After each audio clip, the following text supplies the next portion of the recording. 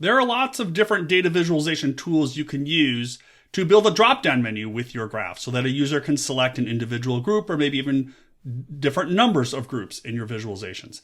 And today I'm going to show you how to build that type of functionality in a line chart in 3 different tools. First, in Excel, we're going to build a drop-down menu in Excel so that your user can select an individual series. And this might be particularly useful if you have data that you don't want to be external. So maybe you want to keep it in-house in the tool that everybody you work with knows. Secondly, I'm going to show you how to do this in Flourish, the browser-based data visualization tool. We're just going to bring our data up into the tool, select a couple of options, and have a drop-down menu in that same line chart. And then third, I'm going to show you how to do this in Claude, the AI tool, where I'm just going to prompt it with my sample data to build me an HTML-based line chart with a drop-down menu. You don't need to know any HTML code. You can just ask Claude to do the work for you. Hopefully this will be useful to you to see all the different ways or some of the different ways that you can build this type of functionality in your line charts. To create this line chart in Excel with a drop-down menu, I'm going to use data validation. So over here in column K, I'm just going to insert the drop-down and I'm going to go to the Data tab and Data Validation. And here I'll select List. So this is a nice menu in Excel where you can create these drop-down menus. So I'm going to select all of the regions here, and whatever I select is what's going to populate the drop-down menu. And so when I go into the drop-down, you can see that the users can select whatever region of the world that they want.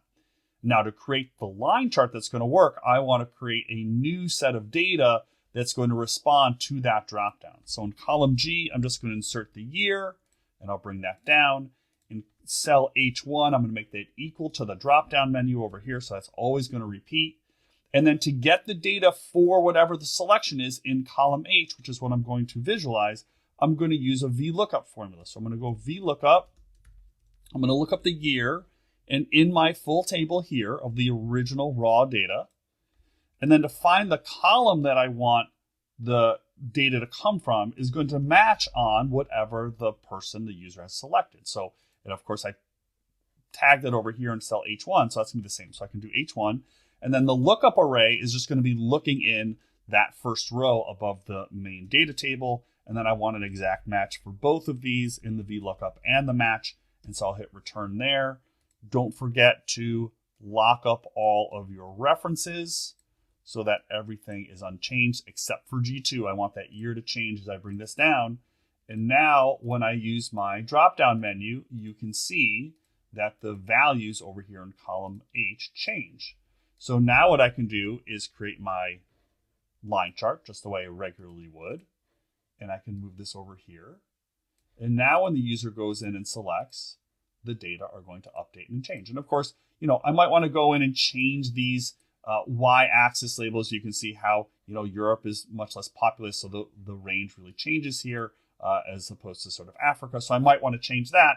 But as a default, this is how I can create a drop-down menu in a line chart or a visualization in Excel.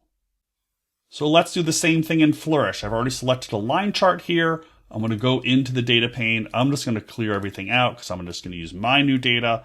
I'm pasting it in directly from Excel. So this is all coming in correctly. And now I've got the line chart just the way we would expect it to be.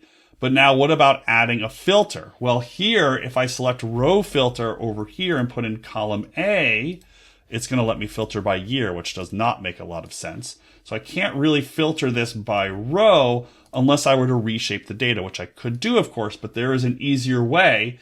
If I go over to controls and filters and do under series, column filter, series filter, I do single select. Now I can have this built all set and the user can just select. Just like in Excel, I probably want to change my y-axis range, and I can change my colors, of course, change all the things, but now I've got this set up with just a couple of clicks in the Flourish data visualization tool. Last but not least, let's do this in Claude. So this is the paid version of Claude. I haven't tried it with the free version. That might give you a different answer, but I'm just going to ask it, can you build a line chart with these data with a drop-down menu that enables the user to select one of the regions? So I'm going to paste in my data. I just grabbed it directly out of Excel. I'm going to click that, and we're just going to wait and see the magic that these new AI tools do, and we'll see what comes up.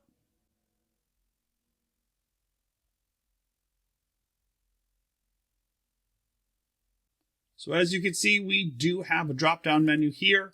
We can select each of these and we can select. And then of course the question would be, how can I share or post this interactive data visualization? Question mark.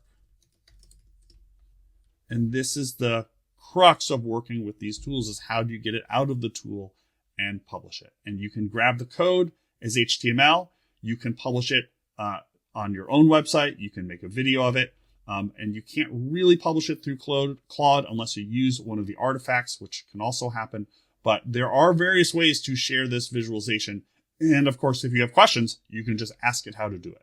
Everybody, I hope you enjoyed it. Hope you learned a lot about how to build these different types of functionalities in these different tools. Be sure to subscribe to this channel and let me know if you have questions about building these or other types of things in your graphs, charts, and diagrams.